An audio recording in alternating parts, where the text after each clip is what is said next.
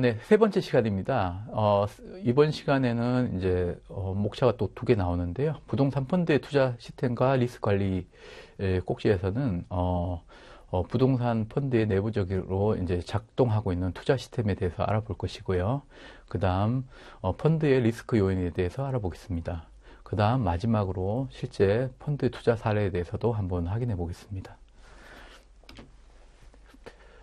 먼저 자산운용사의 부동산 펀드 투자 시스템입니다. 자산운용사의 내부 시스템인데요. 간단하게 이제 그 표로 이렇게 만들어 봤는데 중심적으로 이제 구심점 역할을 하는 게 투자팀입니다. 그래서 투자팀 같은 경우는 투자 물건에 대해 딜 소싱을 하게 되면 이 투자 부동산에 대해서 검토를 하게 될 것이고요. 그 다음에 투자 방식이라든지 시점, 그 다음에 가격 등 뭐 다양한 측면에 대해서 분석이 이루어질 것이고, 그 다음에 이러한 검토 결과 투자가 결정되게 되면 이제 투자심의위원회에 상정을 하게 됩니다. 그래서 이 상정할 때는 투자팀에서 만든 투자자들에게 제공할 투자 제안서 IM 내용도 같이 올리게 되고요. 그 다음에 각종 실사를 했었죠. 그래서 뭐 회계 실사라든지 물리 실사, 그 다음에 법률 실사했던 모든 실사 자료를 간추려서 같이 투자심의위원회에 상정하게 됩니다. 그러면 이제 최종적으로는 운용사 내부적으로는 투자심의위원회, 그 투심이라고 약자로 얘기하는데 여기서 이제 최종적으로 투자 의사를 결정하게 됩니다. 그래서 투자 관련된 주요 현황을 점검하고 투자 결정을 하는 곳이 바로 투심입니다. 그 다음에 만약 이 펀드가 운용 중일 때 어떤 의사결정도 하게 되는데요. 운용 중인 펀드 같은 경우도 이제 주요 어떤 이벤트가 발생했을 때 의사결정을 하는 곳이 투자심의위원회에서 하는 업무다. 이렇게 생각하시면 됩니다. 투심위의 위원들 같은 경우는 외부 인물을 뭐 이렇게 초빙할 수도 있겠지만 대부분 운용사 내부의 임직원들이 담당하는 경우가 많습니다. 그 다음에 유관 부서가 나오는데요. 이게 세 개 부서가 나옵니다. 먼저 왼쪽 밑에 보시면 마케팅 부서라고 나옵니다. 그래서 투자팀의 어떤 연관 부서인데요. 투자자 모집을 이제 운용사 내부적으로는 이제 투자팀이 직접 담당할 수도 있는데 대부분은 마케팅 부서와 협업해서 투자자에 대한 범위 풀링도 같이 하게 되고요. 범위도 정하게 되고, 그 다음에 어떤 투자자의 어떤 그 PT나 이제 설명이 필요할 때 같이 가서 이제 설명을 하기도 합니다. 그래서 마케팅 부서의 어떤 투자자 리스트와 그 다음에 투자팀에서 갖고 있는 리스트를 이제 추려서 투자 가능성 있는 기관들을 찾아다니면서 이제 이 투자 물건에 대해서 브리핑하는 시간을 갖게 됩니다. 그래서 마케팅 부서와 투자팀은 모집 단계에서 좀 같이 코업해서 일하는 팀이고요. 그 다음에 이러한 상품에 대한 의견도 제시해서 만약에 이제 투자 제안서에 이러이러한 내용이 담겼으면 좋겠다, 아니면 이러한 상품의 구조는 이렇게 가져갔으면 좋겠다 하고 또 의견을 제시하는 팀이기도 합니다. 그 다음에 오른쪽 보시면 리서치 부서가 나오는데요. 리서치 부서는 이 펀드가 투자하려고 하는 어떤 유관 회사, 그 관련 회사에 대해서 이제 좀 분석을 해줍니다. 그래서 만약에 대출형 펀드 같은 경우는 이제 뭐 관련 회사라면 시행사도 있고 시공사도 있고 하는데요. 시공사의 어떤 채권 등급이라든가 아니면 이 회사의 건전성을 갖다가 이제 좀 자문해 주는 역할도 있을 수 있고요. 그 다음에 실물 매입형 펀드 같은 경우에는 뭐 임차인 같은 경우가 있겠죠. 그래서 임차인의 어떤 신용도를 평가할 때 이런 회사의 임차인이 임차료를 뭐 미루지 않고 연체하지 않고 따박따박 낼 수 있는 그러한 어떤 회사의 재정 상태를 갖고 있냐, 뭐 이런 것도 뭐 자문을 해주기도 하고요. 그 다음에 이러한 임차인의 회사가 어떤 그 등급의 회사 레이팅을 갖고 있는지도 한번 체크를 해주기도 합니다. 그래서 리서치 부서의 어떤 도움을 받기도 하고요. 그 다음에 밑에 보시면 컴플라이언스 부서가 있습니다. 이렇게 해서 준법감시 부서라고 생각하시면 되는데, 이 준법감시 부서 같은 경우에는 관련 법규의 위반 사항이 없는지를 한번 점검해 줍니다. 그 다음에 이제 투자팀 같은 경우는 이제 그 투자 전에 현장을 답사한다거나, 그 다음에 부동산 시장 동향에 대한 조사 자료를 이제 이 컴플라이언스 부서에 공유하게 되면 이 컴플라이언스 부서도 이제 이러한 현장 답사에 대한 보고서나 그다음에 시장 동향 보고서에 대한 의견을 제시하면서 이제 서로 크로스 체크를 해서 이제 이 부동산 투자 하려고 하는 자산에 대한 어떤 법규라든지 그 다음에 현장에 대한 자문을 하기도 합니다. 그래서 이러한 유관 부서들의 협조하에 이제 이렇게 투자팀에서는 이 투자 설정할 때 어떤 도움을 받기도 하고요. 이러한 유사 부서들도 이제 투자심의위원회를 할 때 참여해서 같이 투심의에 참석해서 투자 의사 결정을 하게 됩니다. 투자팀 같은 경우에는 투자 운영 중, 그 다음에 투자 펀드가 설정된 다음에도 이제 업무를 계속 수행하게 되는데요. 그래서 투자팀 같은 경우는 설정 이후에도 운용도 하게 되고, 그 다음에 이 펀드를 관리하게 되고, 청산이 다가오면 청산을 준비해서 이제 매각하는 것까지 진행한다고 보시면 됩니다. 이러한 시스템 자체는 자산 운용 회사 내부적인 시스템을 말씀드린 거고요. 외부적으로도 이제 네트워크를 통해서 이러한 자문을 받습니다. 그래서 펀드가 설정될 때는 상당히 많은 어떤 유관 부서라든지 유관 회사들의 자문을 통해서 이루어지기 때문에 상당히 검토가 다양하게 이루어져 있고 안전한 제품이라는 상품이라는 것을 이 표를 통해서 한번 확인해 보실 수도 있을 것 같습니다. 그래서 외부적으로도 보시면 부동산 신탁 회사부터 해서 쭉 해서 이제 라인업이 되어 있는데, 이러한 다양한 회사로부터도 이제 자문을 받아서 이제 설정하는 상품이 바로 부동산 펀드다. 이렇게 이해하시고 넘어가시면 되겠습니다. 다음 페이지입니다. 다음 페이지는 부동산 펀드의 리스크 요인입니다. 이러한 리스크 요인은 어디에 표기되어 있냐면 펀드 제안서, 저희가 앞에 계속 설명했는데 투자 제안서라고 말씀드렸습니다. 그래서 그거를 영어로 해서 IM이라고 말씀드렸는데요.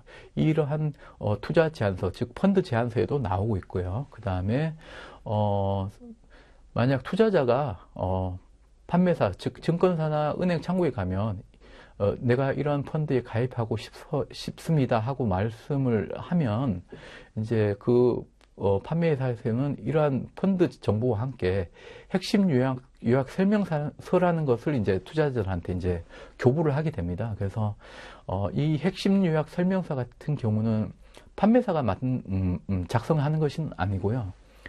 운용사가 이제 이 자료를 만들게 됩니다. 그래서 이 자료를 만들면 판매회사한테 전달하게 되고, 이 전달은 이제 최종적으로는 투자자들한테 가는 목적이거든요. 그래서 이 핵심 요약서에도 보시면 이러한 부동산 펀드의 리스크 요인이 어떠한 것들이 이제 있다고 이게 열거되어 있습니다. 그래서 이 자료를 보시면 이런 위험 요소들이 이제 열거되어 있는데요. 하나하나 보시면 이제 대출형하고 지분형 부동산 펀드 같은 경우는 부동산 개발 사업에 이제 투자하는 것을 주된 투자 대상으로 하고 있는데, 첫 번째 나오는 리스크는 투자 원본 손실 위험입니다.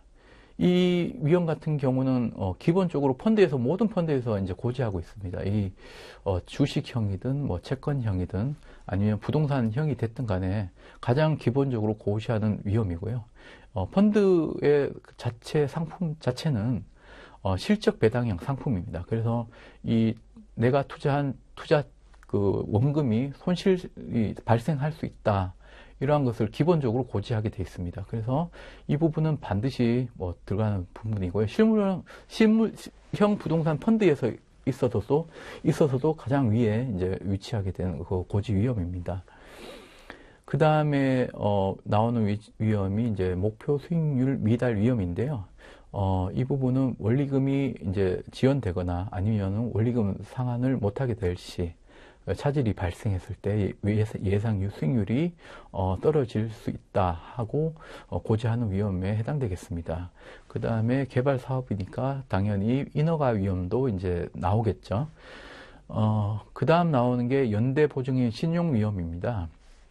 이때 연대 보증인은 주로 시공사가 될 것입니다. 그래서 뭐 시공사가 될 수도 있고요. 그 다음에 시공사의 모회사가 좀 우량한 회사라면 그때도 이제 모회사가 이제 연대 보증인으로 들어온다면 이 부분까지 포함될 것입니다. 그래서 대출 만기 때 대출 원리금 상환이 미행에 따라서 이제 차주, 그러니까 시행사의 연대 보증인이 어떤 위험에 처했을 때 고지하는 위험이라고 생각하시면 될 것 같습니다. 그 다음에 시행사 위험도 고지하고 있습니다. 그래서 시행사의 부도라든지 자금 관리의 미비 등으로 사업 중단이 되거나 또한 지연될 경우에 사업 차질 위험에 대해서 고지를 하게 되고요. 그 다음에 부동산 시장과 산업 위험에 대해서 고지하게 됩니다. 그래서 경제 여건이 변화한다든지 그 다음에 어떤 부동산 관련된 정책 등이 변화하게 되면 이 부분에 대해서도 수익률이 빠질 수 있다. 그 다음에 상환이 제때 못 될 수 있다. 이렇게 고지를 하게 됩니다. 이와 더불어서 뭐 정부 정책 변동 위험, 그 다음에 과세 위험도 고지하게 되고요. 그 다음에 마지막 나오는 게 조기 상환 위험도 고지하게 되는데 이 부분은 뭐 보시는 시점에 따라서 위험이 아닐 수도 있다고 판단하실 수 있는데 투자자 관점에서는 리스크가 될 수 있습니다. 왜 그러냐면 자기가 이제 투자한 돈이 대출 만기까지 얼마 언제인지가 이제 고지되게 되는데 내가 이 펀드에 가입하면 대출 만기가 언제까지인데 그때까지는 이제 자기가 투자함으로 인해서 기대할 수 있는 수익률이 언제까지 이제 따박따박 나오겠다 이런 예측이 가능하지 않습니까? 그런데 만약 조기 상환이 돼서 이제 중간에 펀드가 청산되거나 하게 되면 자기가 이제 예상했던 그런 스케줄들이 깨지게 되는 거죠. 그래서 이런 부분에 대해서도 이제 리스크를 판단하고 조기 상환 위험에 대해서도 이제 고지를 하고 있습니다.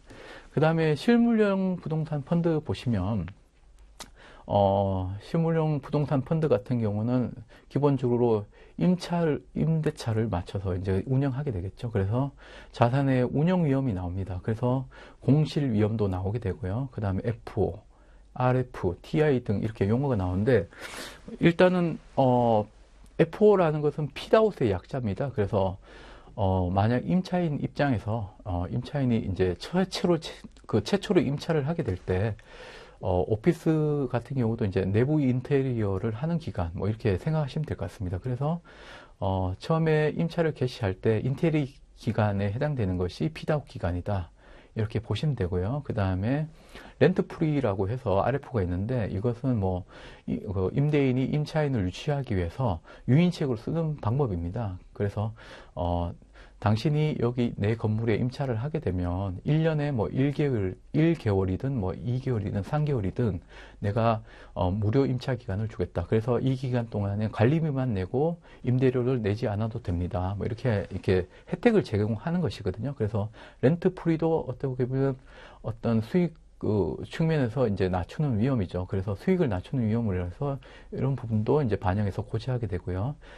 테넌트 임프루브먼트라고 해서 TI라고 표현되어 있는데 이 부분도 뭐 임대인 유인책 중 하나입니다. 그래서 예를 들어서 임대인 입장에서 내가 임대를 하려고 건물을 내놨는데 뭐 예를 들어서 뭐 병원이 들어온다. 그렇게 했을 때 병원이 들어오게 되면 이제 뭐 임대인 입장에서는 이 임차인은 좀 우량하거든요. 병원 같은 경우는 이제 임차를 웬만해서는 옮기지 않습니다. 왜 그러냐면 이게 병원 같은 경우는 입원 환자들 아니면은 뭐 고정적인 어떤 그 환자들을 대상으로 하는 거기 때문에 이제 자꾸 위치를 옮기게 되면 이렇게 좀 약간 수익에 영향이 가기 때문에 좀 장기적으로 임차하는 경향이 있습니다. 그래서 좀 임대인 입장에서는 우량 임차인으로 보는데 이런 우량 임차인들을 유치하기 위해서 그러면 인테리어 비용에 얼마는 내가 대신 내주겠다. 아니면은 당신이 임차를 하면 인테리어는 내가 내주겠다. 뭐 이런 식으로 해서 이제 비용을 부담하는 개념입니다. 그래서 이런 부분도 일단은 수익을 낮추는 그런 요인이겠죠. 그래서 자산의 운영 위험을 낮추는 위험이라고 판단해서 실물용 부동산 펀드에서는 이런 부분도 고지하게 되어 있습니다. 그 다음에 매각 지연 리스크도 물론 고지하게 되어 있고요. 그 다음에 임차인 또는 연대 보증의 위험도 고지하게 되어 있습니다. 그 다음에 자본적 지출 위험입니다. 그래서 내가 가지고 있는 투자한 건물 자체가 이제 시설이 노후화되거나 어떤 예기치 못한 파손이 일어났을 때 발생하는 비용에 대한 개념인데요. 예를 들어서 갑자기 엘리베이터가 뭐 멈춰서서 이 부분에 대해서 교체를 해야 되거나 아니면 수리를 하게 되면 또 비용이 발생하겠죠. 이런 거는 예측이 불가능한 위험이겠죠. 그래서 이러한 자본적 지출도 있을 수 있다고 이제 고지를 하게 됩니다. 그 다음에 역시 과세 위험 같은 것도 고지하게 되고요. 그 다음에 마찬가지로 조기 상환 위험에 대해서도 이제 고지를 하게 됩니다. 이렇게 해서 전반적으로 부동산 펀드가 가지고 있는 리스크들을 한번 정리해서 알아봤고요. 이러한 부분들을 이제 투자 제안서나 핵심 요약 설명서에 이제 기재해서 투자자들한테 기본적으로 사전에 고지를 하고 있다 이렇게 설명드리고 이 부분은 넘어가겠습니다. 부동산 투자 펀드 사례입니다. 그래서 먼저 보시면 사례 중에 첫 번째 나오는 게 대출형 부동산 펀드입니다. 이 사례 같은 경우는 오산에 있는 아파트 개발 사업 펀드였고요. 직접 투자에 단독으로 출자해서 대출에 참여했던 건 아닙니다. 그래서 이 펀드 같은 경우는 신디케이트 론에 일부러 부동산 펀드가 참여했던 것이고요. 그때 당시에 총 모집했던 그 PF 자금은 1,600억입니다. 그래서 선순위 A 보시면 트렌치 A인데 500억을 모집했고요. 그 다음에 트렌치 B 후순위 투자자로는 1,100억을 모집했습니다. 모두 이 트렌치 A와 B 모두 대출 형태로 모집을 했죠. 그래서 PF 형태가 기본적으로 대출 형태이기 때문에 부동산 펀드도 대출 형태로 참여를 했었습니다. 그래서 총 1,600억 모집에 이제 후순위 부분에 참여를 했었고요.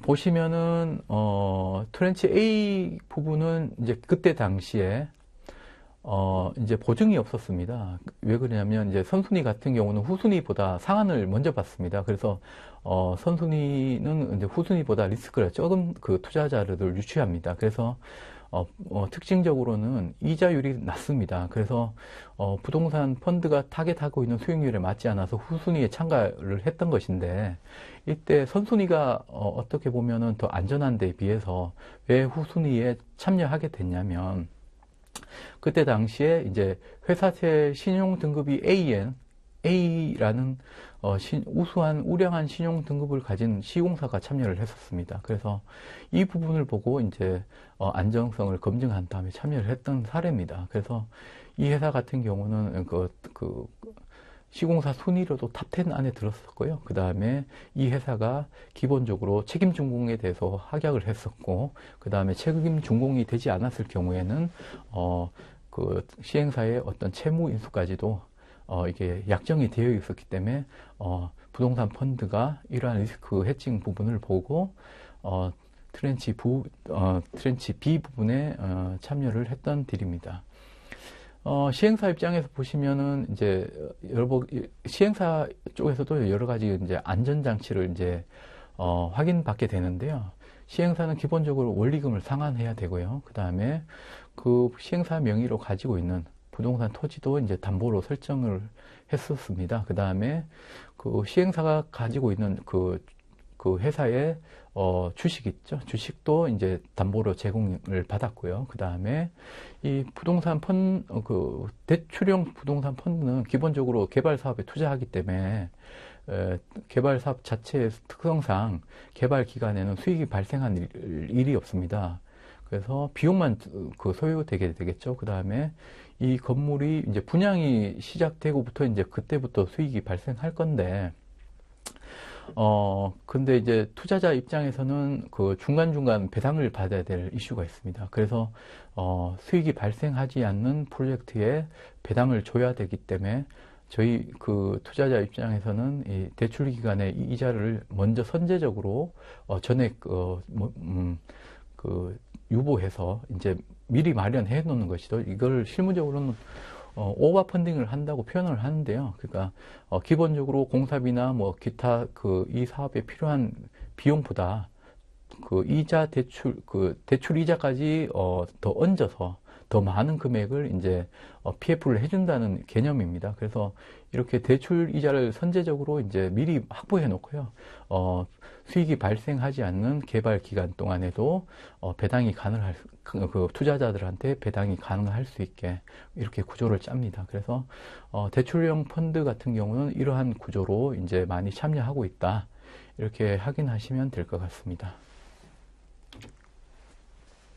그 다음에 지분형 부동산 펀드입니다.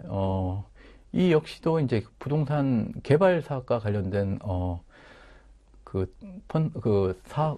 프로젝트에 투자하는 것이고요. 앞에랑 좀 다른 부분은 이제 용어에도 묻어 나와 있듯이 앞에가 대출 형태로 부동산 펀드가 투자한다면 이 펀드 같은 경우는 지분 투자를 합니다. 그래서 앞에랑 크게 다르지는 않는데 대출로 투자를 하냐 아니면 지분 투자 형식으로 투자를 하느냐에 따라서 이렇게 용어로 대별되기도 합니다. 그래서 지분형 펀드 같은 경우는 PFV에 투자하는 펀드라고 생각하시면 되고요. PFV는 기본적으로 그 부동산 펀드에서 이 사업 같은 경우는 부동산 펀드에서 70%를 이제 투자를 받았고, 그 다음에 시행사에서도 이제 25%를 출자를 했었고요. 그 다음에 은행에서도 이제 5%를 출자해서 진행하는 사업입니다. 그래서 앞이랑 크게 다르지 않는데, 다만 차이가 있다면 어떤 형태로 투자하느냐, 거기에 따라서 이제 용어가 나눠진다. 그렇게만 확인하고 넘어가겠습니다. 다음에 실물형 부동산 펀드입니다. 실물형 부동산 펀드 같은 경우는 실질적으로 이제 임대차를 이룰 수 있는 임대차 수익을 목표로 하는 자산에 투자하는 것이고요. 여기에는 PM사 앞에 말씀드렸죠. PM사라든지 FM사가 관여해서 자산 관리나 시설 관리를 하고 이 보유한 부동산의 가치를 올린 다음에 최종적으로 이제 매각을 해서 이제 엑시트를 하는 펀드입니다. 이 부분은 앞서 많은 설명을 했기 때문에 넘어가고요. 일단은 실물형 부동산 펀드는 실사례를 보시면서 말씀을 드리겠습니다. 그래서 실사례를 보시면 국내와 해외 두 가지를 이제 제가 가지고 왔는데요. 이런 사례들 같은 경우는 제가 실제로 담당했던 펀드입니다. 그래서 그때 어떠한 구조로 있는지 잠깐 보시겠습니다. 그래서 국내 사례인데요. 여의도에 있던 호텔을 매입했던 펀드입니다. 그래서 그때 당시에 금융기관으로부터 5년 고정으로 해서 대출을 받았었고요. 고정금리로 받았습니다. 그래서 부동산 담보 부분은 이 부분을 통해서 조달을 했었고요. 그 다음에 에쿼티 부분은 이제 우선주랑 보통주를 모집했는데, 우선주 같은 경우는 외부에 있는 투자기관, 그러니까 저축은행이라든지 투캐피탈사 위주로 해서 모집을 했던 경우고요. 그 다음에 보통주 같은 경우는 이제 보통 통상적으로 어떤 딜의 안정성을 가지고 가기 위해서 이제 매도인 쪽이 참여한 구조가 꽤 있습니다. 그래서 이 당시에도 건물을 이 호텔을 팔았던 매도인 쪽에 이제 요청을 해서 이제 후순위 펀드를 맞춘 케이스입니다. 그래서 전체적으로는 대출과 에쿼티를 이런 구조로 해서 맞췄습니다. 그래서 이 매도인 같은 경우는 표에서 또 확인할 수 있으신데요. 세 가지 역할을 부여받습니다. 그래서 매도인의 지위에도 있고요. 그 다음에 아까 말씀드렸다시피 후순위 에쿼티 투자자들도 참여하게 됩니다. 그 다음에 마지막으로는 이제 임차료를 이렇게 좀 안정성을 갖고 가기 위해서 이 호텔 전체에 어떤 책임 임차도 하게 됩니다. 그래서 통임차 개념이죠. 그래서 건물 전체에 대한 임차료를 이제 매도인 쪽이 지불하는 걸로 해서 임차의 안정성을 갖고 가서 외부 투자자들을 이제 좀 모집한 케이스였습니다. 그래서 이 회사 같은 경우는 시장의 어떤 공시되는 레이팅이 좀 약했습니다. 그래서 채권 등급이 높은 회사도 아니었고요. 그 다음에 어떤 재무 상태가 탄탄한 회사도 아니었는데, 다행히도 이제 이 회사의 모회사 같은 경우는 코스닥에 상장이 된 회사였고, 재무 상태도 좀 우량해서 매도인의 이제 모회사까지도 이제 연대 보증을 서게 해서 펀드의 안정성을 좀 높인 그런 또 측면도 있고요. 그 다음에 이 회사가 이제 그 주식 유동성 계좌도 좀 갖고 있었습니다. 그래서 평가 잔고가 한 50억 정도 있었는데, 만약에 임차료를 지급함에 있어서 약간 불안정한 캐시 플로우가 나오게 되면 이 유동성 50억 계좌에서 그 금액이 부족할 때마다 좀 메꾸게 이렇게 구조를 짰었습니다. 그래서 이 계좌를 담보를 잡아서 그때 부족한 임차료를 채우는 구조로 가지고 갔었고요. 만약에 이 계좌가 이제 50억 언더로 빠지게 되면 매달 이제 평가를 해서 그 50억은 항상 채워넣게 또 구조를 그렇게 갖고 갔었습니다. 그래서 밑에 최종적으로 보시면 이 매도인의 세 가지 역할로 인해서 어떤 매도인의 그 다음에 그 책임 임차인의 부족한 어떤 부분을 메꾼 그런 사례입니다. 그래서 밑에 전체적인 이제 그 표가 나오는데요. 이 부분을 보시면 더 편하게 이해를 하실 수 있을 것 같습니다. 그래서 이 호텔을 매입하는데 870억이라는 돈이 들고요. 그 다음에 이 취득함에 있어서 이제 취득세, 그 다음에 각종 실사 비용, 그 다음에 각종 수수료가 들어갑니다. 그래서 총 그 비용이 60억 정도 됐었고, 종국적으로는 총 930억 원의 이제 자금을 모집해야 될 상황이었습니다. 그런데 오른쪽 보시면 선순위 대출, 아까 5년 고정 대출로 조달받았던 게 560억이고요. 그 다음에 선순위 투자자, 외부 투자자 모집했던 게 250억 원을 투자받았습니다. 그래서 총 외부에서 받은 조달 자금은 810억에 해당되는 금액이고요. 그 다음에 밑에 보라색 부분을 보시면은 이것은 매도인의 어떤 보증 부분 이라고 보시면 되는데, 외부 투자자의 안정성을 기하기 위해서 이제 맞춤형 안전 장치라고 보시면 됩니다. 그래서 그 당시에 임대차 보증금이 40억이 있었고요.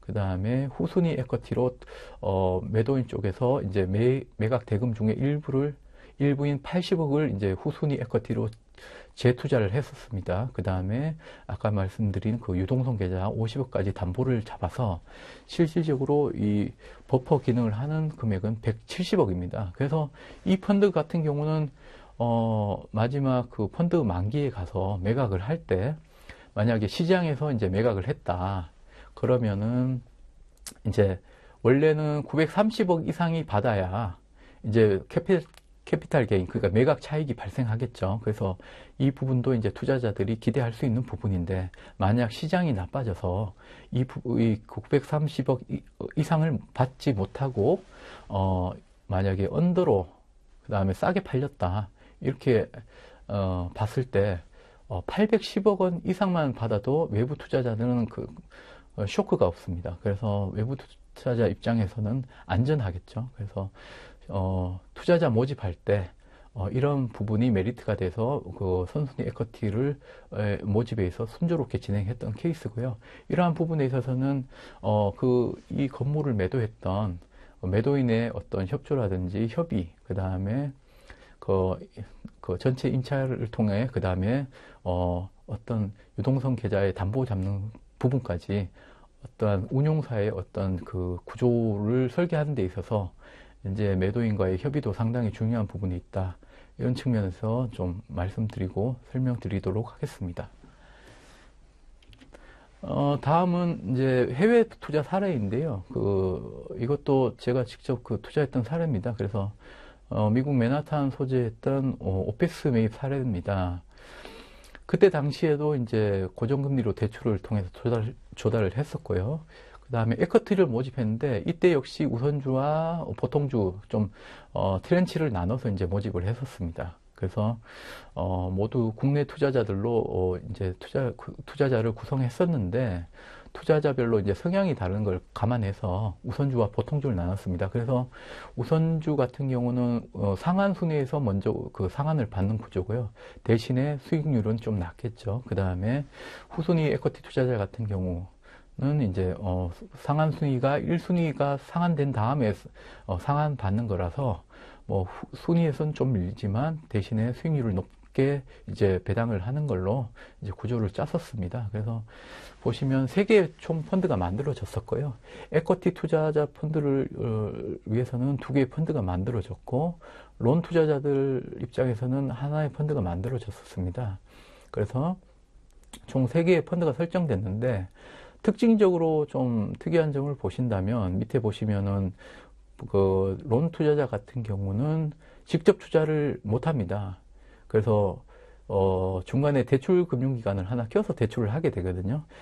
제가 이제 앞서 말씀드렸다시피 이제 자본시장법 상에 보면은 펀드가 대출을 할 수 있는 거는 개발형 펀드에 한정해서 이제 직접 대출을 하게 됩니다. 근데 이 같은 경우는 이제 오피스를 매입하는 실물형 부동산 펀드에 투자하는 건이라서 론 투자자가 직접적으로 이제 투자는 못 하고요. 이때는 그 현지 SPC에 대출을 해야 되는데 이제 대출 금융기관, 그래서 이제 저희 실무적으로는 브릿지 금융기관이라고 하는데요. 대출 금융기관을 하나 개입을 시켜서 이 대출 금융기관이 먼저 대출을 해주게 되면 이 대출 이후에 발생하는 대출 채권을 이 회사가 들고 있는데 이 대출 채권을 매수하는 걸로 해서 구조를 짰었습니다. 그래서 이 부분이 약간 특이한 점이고요. 그 다음에 보시면은 투자를 했던 그 통화가 원화 대출입니다. 그래서 원화로 대출을 했기 때문에 이 부분에 대해서는 환해지가 필요하지 않습니다. 그래서 현재 SPC가 어떻게 보면 원화로 바꿔서 최종적으로 펀드한테 펀드 원리금을 상환하는 구조인 반면에 에쿼티 투자자 쪽 보시면은 그 지분 투자도 달러로 했고요. 배당 받는 부분도 달러로 받게 되어 있습니다. 그래서 이 부분은 이제 환해지에 노출된 위험을 받는 사람이 펀드입니다. 그래서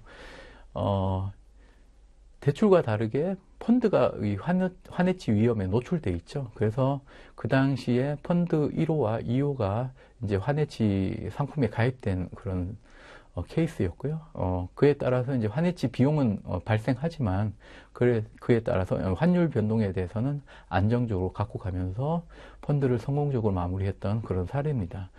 그래서 이런 부분이 이제 그 해외 사례 중에 하나라고 이제